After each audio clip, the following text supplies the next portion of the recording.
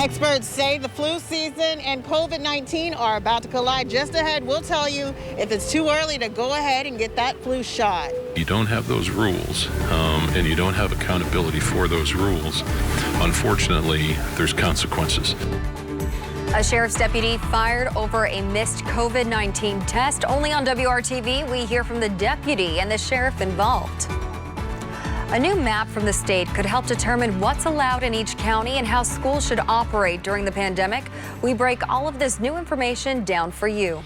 Parents with special needs students say virtual learning is much harder than they thought. I'm Kara Kenny. We're talking to a family here in Perry Township about their experience.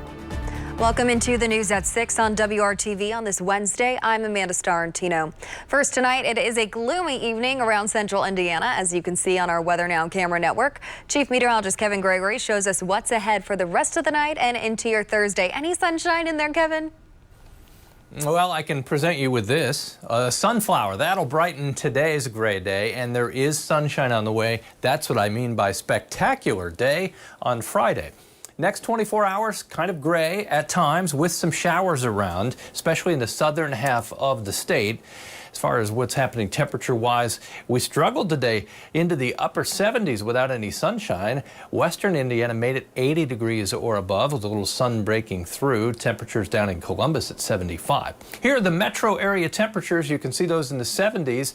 The showers are to the south. They're more likely to stay there as well. This shows you through the overnight how the showers move along the Ohio River, maybe up to a Bloomington, Nashville, Columbus line by first thing in the morning. We'll talk about the weekend, the Labor Day weekend, coming up. See you soon, Kevin. Every year around this time, doctors start to share warnings about the upcoming flu season. And this year, their advice is even more important. That's because health officials hope to avoid what they are calling a twindemic as the flu and COVID-19 spread at the same time. WRTV's Troy Washington explains what you can do to stay safe. Signs like this are starting to pop up. Wait a second, there's other sicknesses, you know, and it's the COVID is so scary that it kind of has taken over all the other fears of, you know, like the flu or any other cold, and so that kind of trumps it all at this point. Natasha Level says recently she noticed flu shot signs, which made her realize flu season is on the way. Experts say even though flu season and COVID-19 are about to collide, getting the flu shot early could help. The advice by the CDC has always been get the flu shot as soon as the vaccine is available. You want to be vaccinated before the first cases of flu begin to show up, because if you wait, it takes your body up to 2 weeks to produce antibodies, and therefore if you're exposed during that immune building period, you could get sick. Plus, it's possible to get the flu and COVID-19 at the same time. If enough people get vaccinated, we can reduce the number of flu cases and therefore reduce the burden that's already placed on the hospitals by the pandemic. Level's 7-year-old son is in the classroom this year instead of doing virtual learning. My son's always gotten the flu shot. And she says this year he'll definitely get the shot because there's just too much going on. It is scary, and with all the symptoms being pretty similar. And experts agree it's best to be safe rather than sorry. They have very similar presentations. Cough, fever, body aches. The flu can cause vomiting and diarrhea just like COVID does. Working for you downtown, Troy Washington, WRTV. Flu shots are in stock at doctors' offices, pharmacies, and supermarkets. We have more details online. If you cannot find a place to get one, check it out on WRTV.com. Right now, the United States has 3 COVID-19 vaccine candidates currently in phase 3 of trials. AstraZeneca, Moderna, and Pfizer all have their own vaccine candidates, and the 3 pharmaceutical companies are testing the potential COVID-19 vaccines in healthy adults. Phase 3 is called a large-scale efficacy test. The FDA will eventually decide if any of these vaccine candidates will move forward or not, and it is not yet clear when the agency will make that decision or when we would see a vaccine that's ready for use.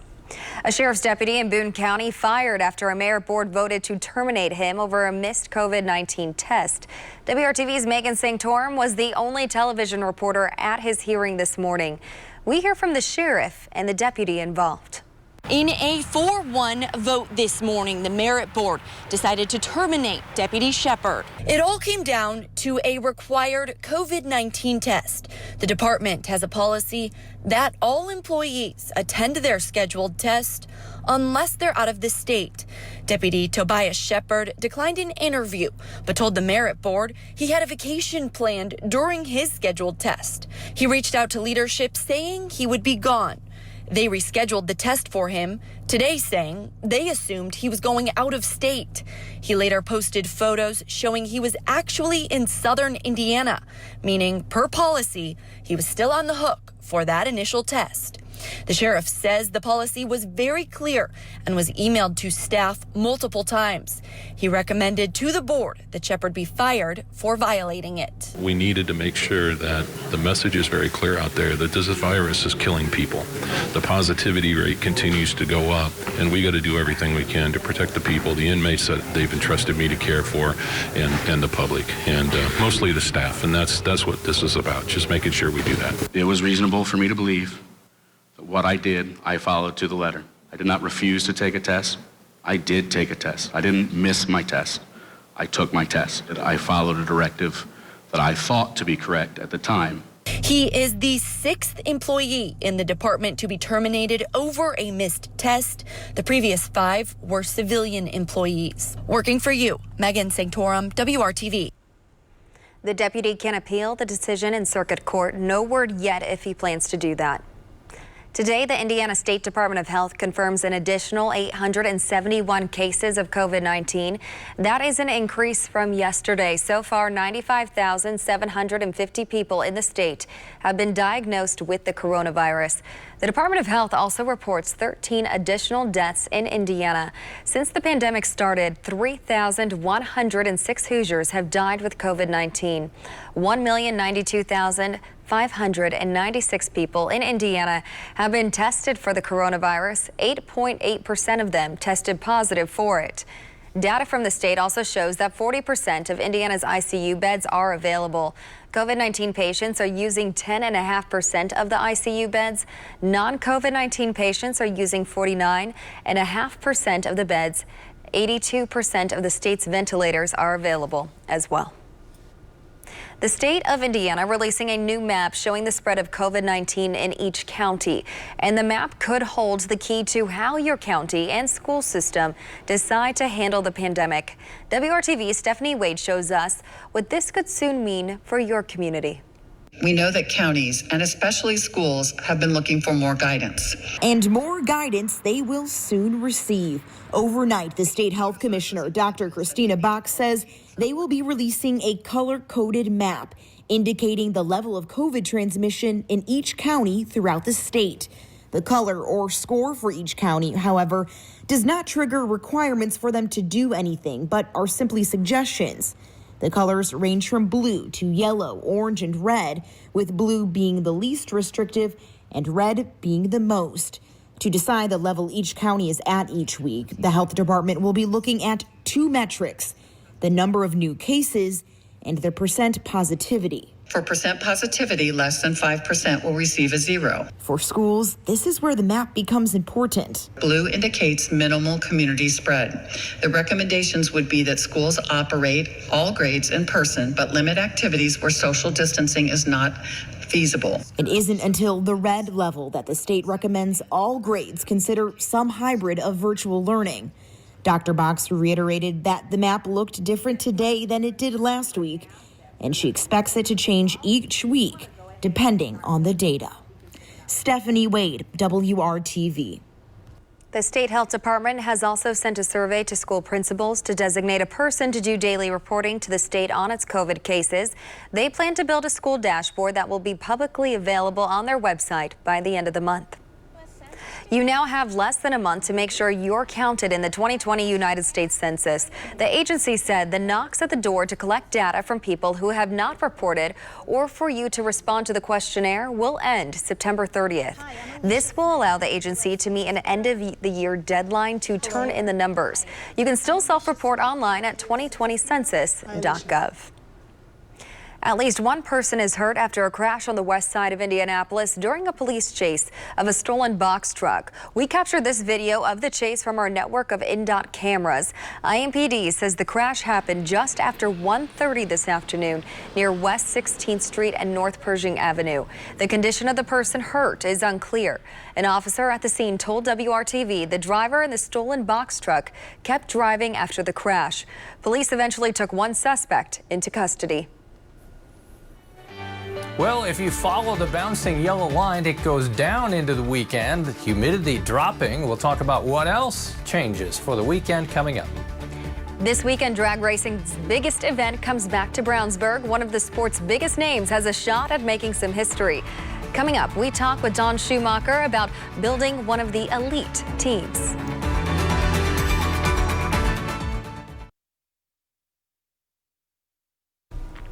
Families of students with special needs say going back to school has been a struggle as parents look to balance their child's safety and education with other concerns like getting the right services. The rebound is our commitment to making sure every family can send their students safely back to school.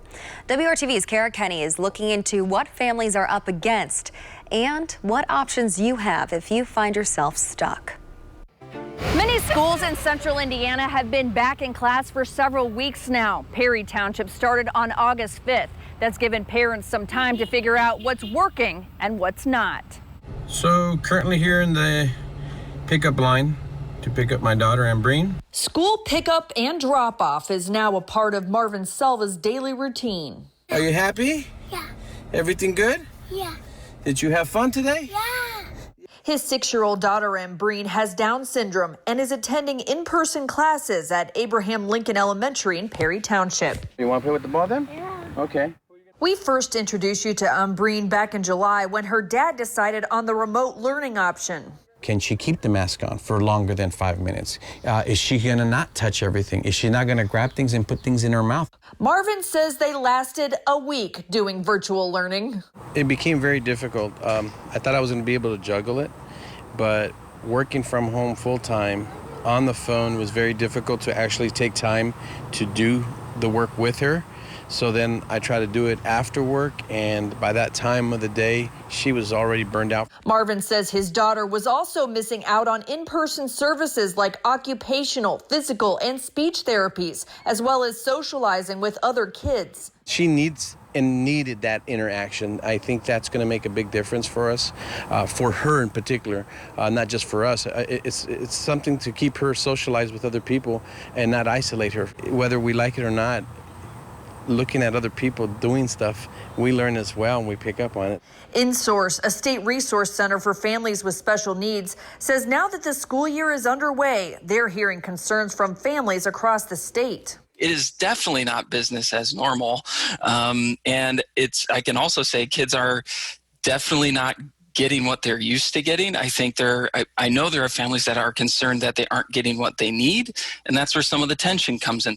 InSource wants families to be aware that the schools still have to follow a child's individualized education plan, or IEP. InSource can help families navigate problems. Also, the Indiana Department of Education has staff who can help mediate disputes between parents and local school districts. Really, the only way to get to the bottom of that is to meet and to communicate and to keep doing our best, because every case is different as well. Marvin was worried about whether Ambreen would adjust to the new COVID-19 rules. That was like the one big concern. Is she going to be able to stay on with the mask? But Ambreen has done well with her mask. Marvin gave virtual a shot, but he's thankful his daughter is back in school and thankful her school district gives families a choice. Working for you, Kara Kenny, WRTV. Perry Township tells us it is committed to high-quality instruction for every student. They sent us a statement saying, quote, educators are keenly focused on ensuring students who are enrolled in special education and general education programs receive equitable access to learning resources in person or online. The success of every child is significantly influenced by continuous communication between parents, guardians, and educators, end quote. It is our mission here at WRTV to help you find the job or career you want through our Hiring Hoosiers campaign. It is time for the job feed. Right now, Spherion has many open full-time positions around central Indiana, including in Plainfield and Indianapolis. They're looking for forklift operators, mattress assemblers, picker-packers, general labor employees, just to name a few job openings. PLS Check Cashing in Indianapolis needs customer service representatives, shift supervisors, an assistant manager, and store manager. These are full-time positions that pay between $11 and $16 an hour. You can find more jobs right now on the Hiring Hoosiers Facebook page. Kevin.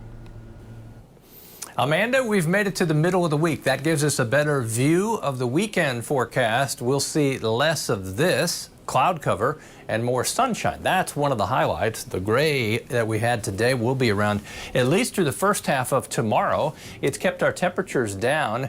We just missed 80 degrees. 79 was our high. That was last hour. Kokomo's made it to 80. Sunshine always helps. Notice the wind in Kokomo and Bloomington out of the southwest. Temperatures tonight cool down a little bit. If we see rain, it's most likely, say, from Bloomington to Richmond south. Indianapolis, the chance for a shower just 20%. As we go through the overnight, watch how this plays out. You'll see the showers along the Ohio River. We get to the morning hours tomorrow and a little more robust. Some of that could be heavy rainfall, but along the Ohio River. Lots of clouds in the morning tomorrow. Temperatures move slowly back to the mid-70s. Then more sunshine in the afternoon. Our temperature warms to the mid-80s. It will still be humid, and the clouds decrease in the afternoon. Then as we get to tomorrow evening, watch, you've got your morning rain pulling away. Then we get a clearing line, as you'll see there, and then see the little area of showers, Terre Haute to Crawfordsville to Peru. That's in the evening. That's the actual cold front that's going to lower the humidity and change the wind direction. You'll see that here. The wind will pick up tomorrow night as that front comes through, allowing drier air and temperatures into the 50s. Friday morning, that will be spectacular. 58 degrees, 71 at noon, 78 the afternoon high with all that sunshine. From north to south, temperatures will be below average to end the work week and begin the Labor Day weekend. Our temperatures do climb a little bit as we head into the weekend, but it never gets too warm. Lower 80s on Saturday, still with lots of sunshine. Sunday morning, temperatures right around 60 degrees. Our chance for showers on Labor Day itself, 30%. Still a much better chance we'll be dry than wet. All in all, I think a nice 7-day forecast. Amanda? A very nice forecast. Thanks, Kevin. The NHRA U.S. Nationals are this weekend in Brownsburg. It's the premier event in all of drag racing. One of the sport's biggest names is making a half-century of success. Brad Brown shows us how it all started with one big win in tonight's Sports Extra Spotlight. Standing among the many race shops in Brownsburg, Don Schumacher has built his team into one of the elite organizations in all of drag racing. I do take a lot of pride in it, but it amazes me when I walk in the door and I see what has been created there. It isn't something that I ever expected. But it all started with very humble beginnings. 50 years ago, it was Don behind the wheel, taking on the sport's biggest names at the U.S. Nationals. Here they go. Leroy Goldstein lost traction. You saw that big puff of smoke. I certainly remember the run, but the most that I remember out of that final round against the Ram Chargers with Leroy Goldstein driving it was blowing the engine up, catching the car on fire in the lights, the parachutes being tangled up, getting it stopped, getting out of it, getting the fire put out. This was something that a kid back in those days never dreamt about, never considered being able to do. It was an incredible experience for me, That Indy win in 1970 would be the pinnacle of his driving career. Don's son Tony got him back in the racing business in the late 90s. I never expected to do anything more than have a top fuel dragster with my son driving it, but then one thing led to another with the U.S. Army coming aboard and Matco Tools and other sponsors that have allowed me to expand my team. 17 world championships and nearly 350 race wins later, DSR is a team to beat every time out. If you gave me a choice and I was starting my career all over again, Don Schumacher's the guy you want to drive for, because if you want to be a winner, that's Don's goal. It's just never something that you really think can really happen. You know what I mean? It's kind of like getting, pulled into the major leagues. 950 people get to play out an entire country, a world or whatever. And so it's just such a small elite group. I never imagined running more than one car, and to be there today with 10 teams, it just speaks volumes to the people that I have working for me. They'll run a shortened schedule at Lucas Oil Raceway this weekend. Nitro qualifying starts on Friday night and continues Saturday. The final eliminations are on Sunday. There are a limited number of tickets available for fans. Visit NHRA.com for more information. Brad Brown, WRTV Sports.